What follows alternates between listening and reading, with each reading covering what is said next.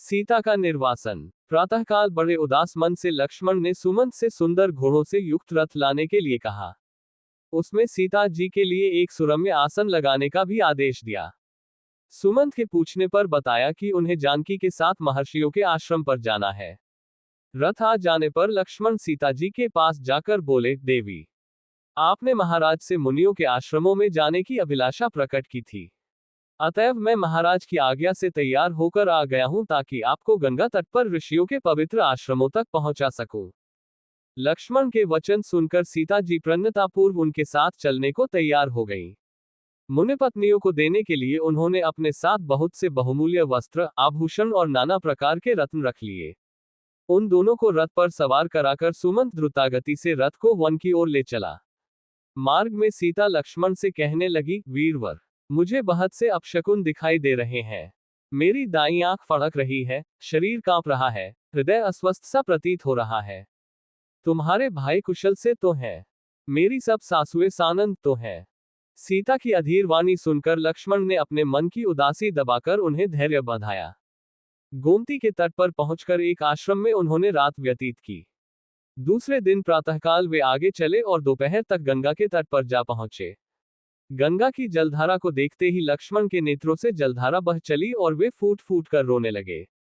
सीता ने चिंतित होकर उनसे रोने का कारण पूछा। लक्ष्मण ने उनके प्रश्न का कोई उत्तर नहीं दिया और रथ से उतर नौ पर सवार हो सीता सहित गंगा के दूसरे तट पर जा पहुंचे। गंगा के उस तट पर नौक से उतर लक्ष्मण सीता से हाथ जोड़कर बोले, देवी, आज मुझे बड़े भैया ने वह कार्य सौंपा है जिससे सारे लोक में मेरी भारी निंदा होगी। मुझे ये बताते हुए भारी पीड़ा हो रही है कि अयोध्या में आपके लंका प्रवास की बात को लेकर भारी अपवाद फैल गया है। इससे अत्यंत दुखी होकर महाराज राम ने आपका परित्याग कर दिया है और मुझे आपको यहाँ गंगा तट पर छोड़ जाने का आदेश दिया है। वैसे ये स्थान सर्वथा निरापद है क्योंकि यहाँ महायशस्वी ब्रह्मर्षि वाल्मीकि जी का आश्रम है। आप यहाँ उपवास परायण आदि करती हुई धार्मिक जीवन व्यतीत करें। लक्ष्मण के ये कठोर वचन सुनकर जनकनंदिनी को ऐसा आघात लगा कि वे मूर्छित होकर पृथ्वी पर गिर पड़ी। फिर चेतना आने पर बोली, लक्ष्मण, क्या विधाता ने मुझे जीवन पर्यंत दुख भोगने के लिए ही उत्पन्न किया है? पहले मुझे राघव से अलग होकर लंका में रहना पड़ा और अब उन्होंने मुझे सदा के लिए त्याग दिया। लक्ष्मण, मेरी समझ में यह नहीं आता कि यदि मुनिजन मुझसे ये पूछेंगे कि तुम्हें श्रीराम ने किस अपराध के कारण त्यागा है तो मैं उन्हें क्या उत्तर दूंगी। मेरी सबसे बड़ी विडंबना यह है कि मैं गंगा जी में डूबकर अपने प्राण भी विसर्जन नहीं कर सकती, क्योंकि ऐसा करने से मेरे पति का राजवंश नष्ट हो जाएगा। तुम दुखी क्यों होते हो? तुम तो महाराज की आज्ञा का ही पालन कर रहे हो, जो तुम्हारा कर्तव्य है। जाओ, तुम लौट जाओ और सबसे मेरा सादर प्रणाम कहना। सीता से आज्ञा लेकर अत्यंत दुखी मन से लक्ष्मण मृतप्राय शरीर को धोते हुए रथ पर बैठे और बैठते ही मूर्छित हो गए। मूर्छा दूर होने पर वे फिर आंसू बहाने लगे। उधर सीता विलाप करती हुई चीत्कार करने लगी।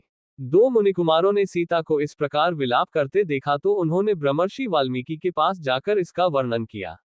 ये समाचार सुनकर वाल्मीकि जी सीता जी के पास पहुंचे और बोले, पतिव्रते, मैंने अपने योगबल से जान लिया है कि तुम राजा दशरथ की पुत्रवधू और मिथिलेश की पुत्री हो। मुझे तुम्हारे परित्याग की बात भी मालूम हो चुकी है, इसलिए तुम मेरे आश्रम में चलकर अन्य तपस्विनी नारियों के साथ निश्चिंत होकर निवास करो। वे तुम्हारी यथोचित देखभाल करेंगी। मुनि के वचन सुनकर सीता ने उन्हें श्रद्धापूर्वक प्रणाम किया और महर्षि के आश्रम में आकर रहने लगी।